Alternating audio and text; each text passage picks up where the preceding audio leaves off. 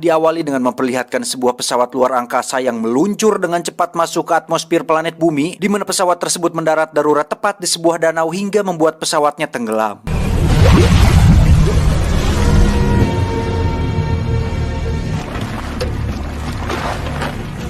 Dia bernama Kainan, seorang tentara yang berasal dari luar planet bumi, di mana rekannya tewas pada insiden tersebut sehingga Kainan harus sendirian di planet bumi yang entah tahun berapa ini.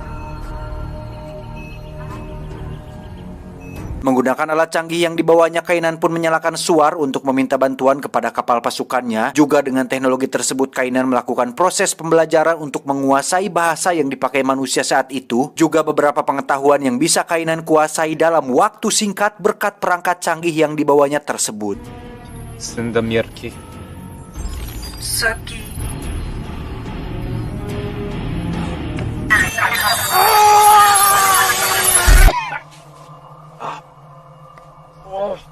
Entah apa tujuannya datang ke planet bumi, tapi setelah Kainan menguburkannya, dia pun menguji senjata canggihnya yang bisa mengeluarkan semacam laser peledak, sehingga bisa disimpulkan bahwa Kainan sedang memburu sesuatu yang lebih besar dan lebih berbahaya dari seekor binatang buas.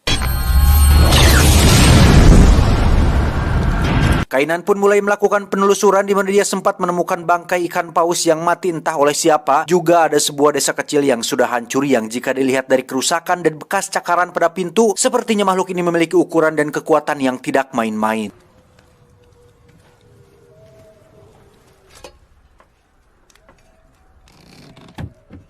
Saat itulah Kainan mendengar sesuatu dari kejauhan, lantas dia pun mencari sumber suara tersebut, tapi tiba-tiba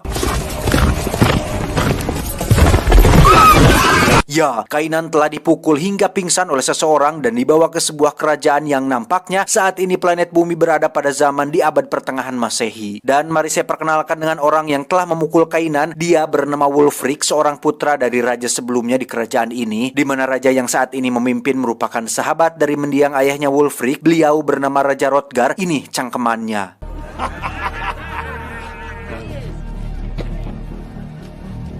Kembali ke Kainan yang dibawa ke sebuah gudang untuk diinterogasi, di mana Wulfric penasaran tentang siapa Kainan, kenapa dia memakai baju yang aneh dan penampilan yang tidak galib. Galib itu lazim atuh. Tidak ingin membuat momen ini menjadi panjang, Kainan pun berpura-pura mengaku berasal dari sebuah pulau di utara dan tujuan dia datang ke sini adalah untuk memburu sesuatu yang dianggap dongeng, yaitu naga alias dragon. Tidak pakai bol. An island to the north was hunting. Don't lie to me.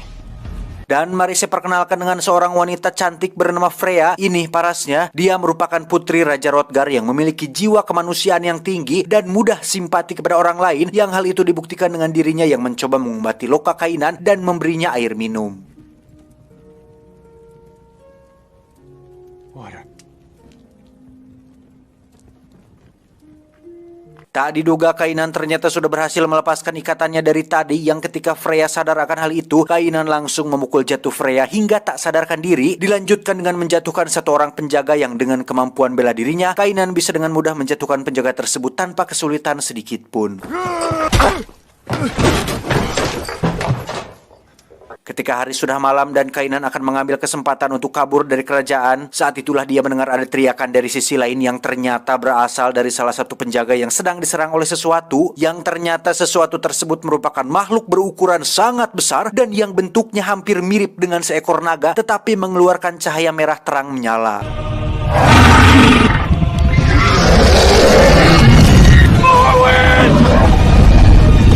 Ketika Kainan melihat makhluk tersebut dengan penuh ambisi dan kemarahan, saat itulah kita bisa simpulkan bahwa kedatangan Kainan ke planet bumi adalah untuk memburu makhluk tersebut, di mana saat dia akan mengejarnya, para pasukan kerajaan pun segera menangkapnya dan kembali mengikat Kainan sehingga dia gagal untuk memburu makhluk tersebut.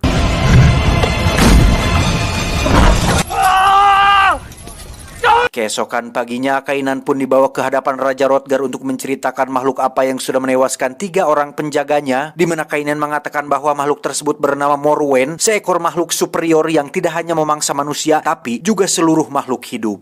3 of my men are missing, 5 are dead.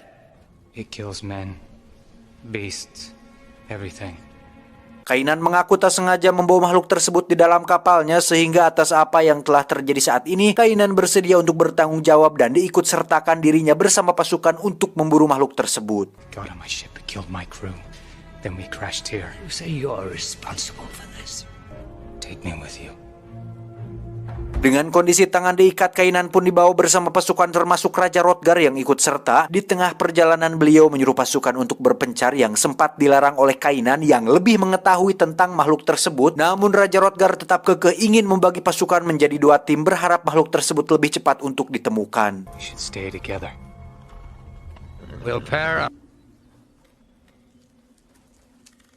Saat Kainan bersama Wulfric sedang mencari jejak di lokasi tempat kapalnya mendarat, saat itulah terdengar teriakan yang berasal dari pasukannya Raja Hrothgar, di mana Kainan yang cepat tanggap pun langsung mengambil sebilah pedang dan masuk ke dalam gua, kemudian membunuh makhluk tersebut dan berhasil menyelamatkan Raja Hrothgar.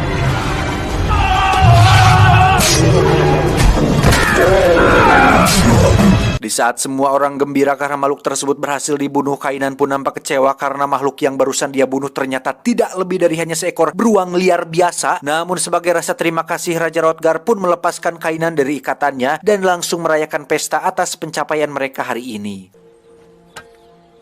Take this sword. And your life.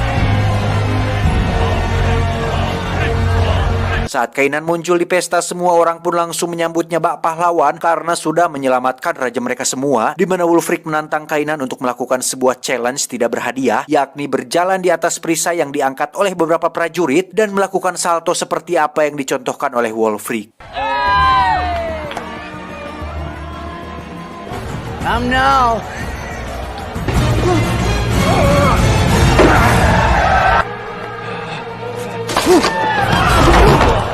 Meski terjatuh di akhir challenge, tapi Wulfric dan semua orang nampak sudah menerima keberadaan Kainan di sana, sehingga Kainan akhirnya diterima oleh semua orang, termasuk Freya yang datang menghampirinya ketika pesta sudah usai. I wanted to thank you for bringing my father back to me, for saving his life. Tak lama muncullah sepasukan prajurit yang merupakan kerajaan tetangga yang dipimpin oleh raja brutal bernama Gunnar. Ini babangusnya. Penyerangan ini dilakukan atas dasar balas dendam sebab Gunnar mengira jika desa yang hancur tempo hari merupakan ulah dari kerajaan ini, yang padahal kita tahu bahwa kejadian tersebut pelakunya adalah Morwen, si makhluk merah menyala.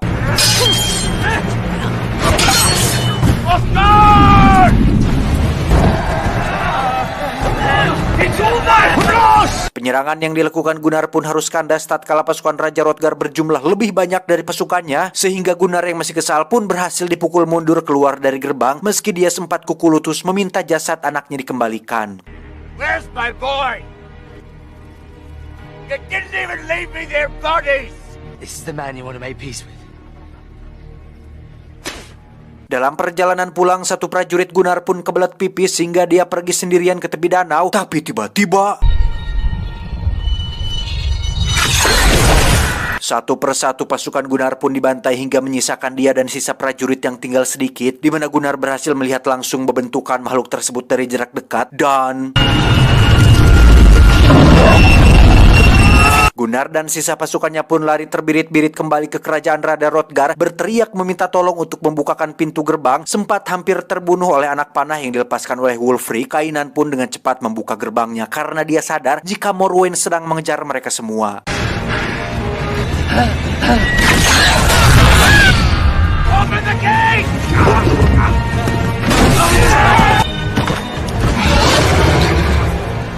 Dengan fakta bahwa makhluk ini akan mengancam keberadaan mereka semua, Gunnar dan Raja Hrothgar pun bekerja sama untuk membunuh makhluk tersebut, di mana Kainan yang lebih mengetahui tentang seluk-beluk makhluk itu pun mulai melakukan strategi untuk membuat sebuah jebakan menggunakan lubang yang diisi dengan minyak ikan paus dan beberapa tiang kayu yang akan dijadikan pijakan saat memancing makhluk tersebut.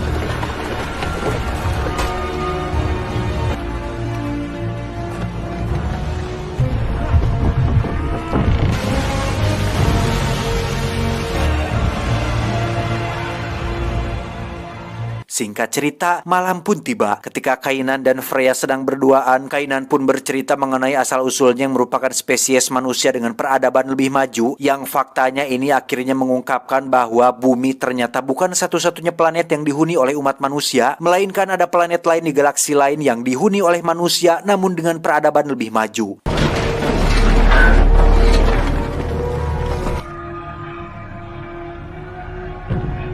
Sama seperti manusia di planet bumi yang memiliki hasrat untuk menginvasi dan menguasai semuanya, kaum dari planet Kainan pada awalnya bermaksud untuk menginvasi planet milik makhluk tersebut dengan cara melakukan genosida atau pemusnahan massal.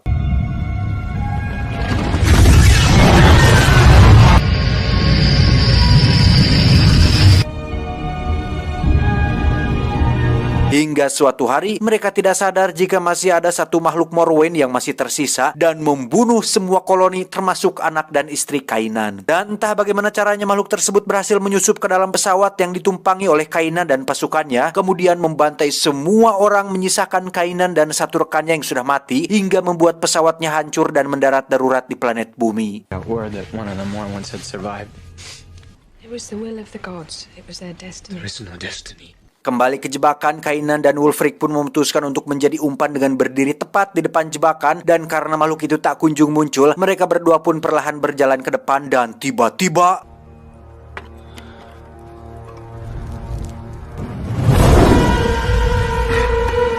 ya, Morwen pun akhirnya datang sesuai rencana, namun yang tak terduga adalah kemunculan seorang pendeta dari kerajaannya si Gunnar yang meyakini bahwa Morwen adalah jelmaan iblis yang harus disterilkan, sehingga beliau melakukan beje-beje berharap makhluk tersebut bisa ditaklukkan. Tetapi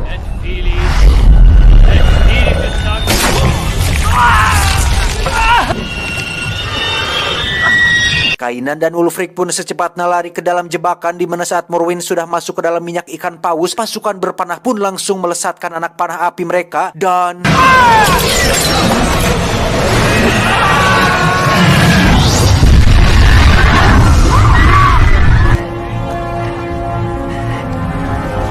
sempat dikira sudah mati, ternyata muncul Morwen lain yang merupakan anak dari makhluk tersebut, di mana pada saat yang bersamaan emaknya Morwen yang tadi meledak pun ternyata belum mati, sehingga Gunnar yang brutal pun nekat menyerangnya menggunakan kapaknya, namun harus tewas dengan kepala terpenggal oleh ekor dari si Morwen.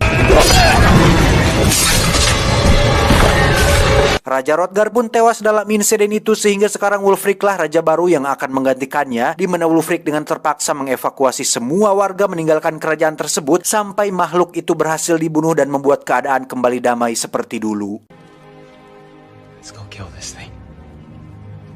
Berdasarkan jejaknya, Kainan yakin jika Morwen muncul dari sumur ini, sehingga dia berencana untuk masuk ke dalam sana dan membunuhnya saat Morwen sedang istirahat. Tetapi masalahnya adalah pedang yang mereka gunakan terlalu lemah untuk bisa membunuh Morwen, sehingga Kainan, Freya, dan Wulfric pun pergi ke danau untuk mengambil serpihan pesawat Kainan yang materialnya terbuat dari bahan logam yang sangat kuat. This is where your ship went down. That's right. Ketika Kainan menyelam, dia pun dikejutkan dengan kemunculan Morwen yang pada saat kembali ke atas, perahu yang mereka tumpangi sudah hancur dan menyisakan Wulfric yang sudah tak sadarkan diri, juga Freya yang menghilang entah kemana, namun sepertinya Morwen telah berhasil menangkap Freya dan membawanya ke markas untuk dijadikan makanan bagi anak-anaknya.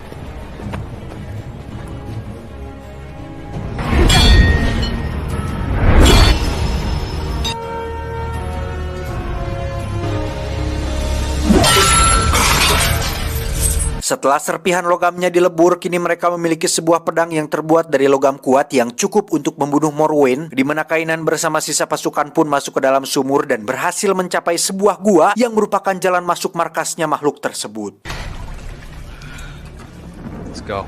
Freya yang baru sadar pun langsung dikejutkan dengan banyaknya potongan jasad manusia yang menjadi korbannya si Morwen, di mana Freya tiba-tiba didatangi oleh Morwen yang akan melahapnya, tetapi Freya berhasil selamat berkat satu prajurit yang ceroboh dengan mengeluarkan suara berisik. Yang perlu diketahui bahwa Morwen memiliki pendengaran yang sangat tajam yang mampu mendengar suara sekecil apapun dari jarak yang cukup jauh.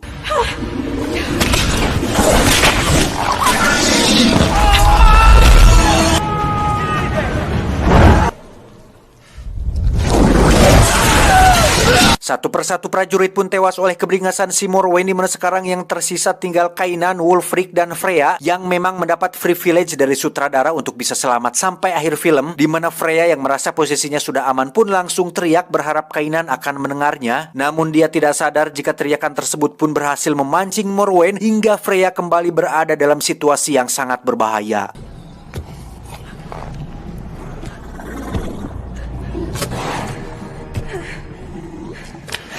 Beruntung ada Kainan yang muncul tepat waktu memberikan pedangnya dari celah bebatuan, di mana Freya berhasil membunuh Morwen tersebut yang ternyata adalah anak dari emaknya Morwen yang sekarang baru saja terbangun dari tidurnya. Freya. Calm down. Move.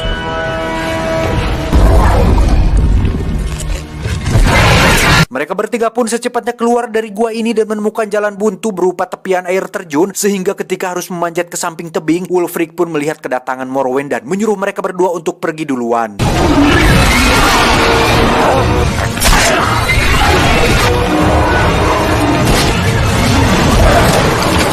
Dengan fakta bahwa Morwen sudah mengambil semua keluarganya termasuk Wulfric yang sekarang sedang sekarat, jiwa-jiwa kebrutalan Kainan pun akhirnya bangkit, di mana dia langsung mengejar Morwen kembali ke dalam gua untuk membalaskan kematian semua orang terdekatnya.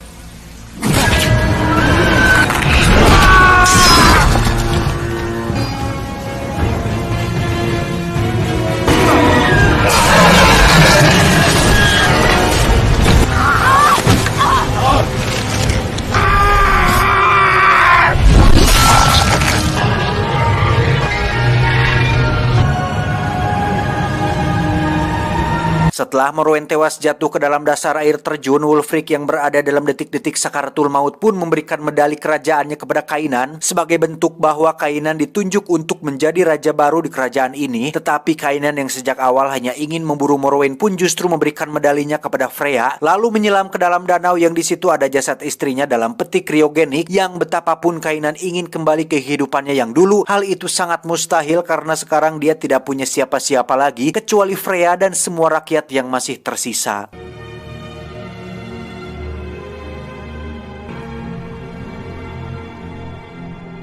Kainan pun kembali ke tempat di mana dia menyalakan suaranya di adegan awal tadi, dan sama seperti Pak Ladusing yang datang terlambat, pesawat evakuasi pun muncul ketika monsternya sudah selesai dibunuh, sehingga Kainan yang tidak punya siapa-siapa lagi di planetnya pun memilih untuk menghancurkan suara tersebut dan menjalani kehidupannya di planet bumi sebagai raja baru dengan Freya sebagai ratunya.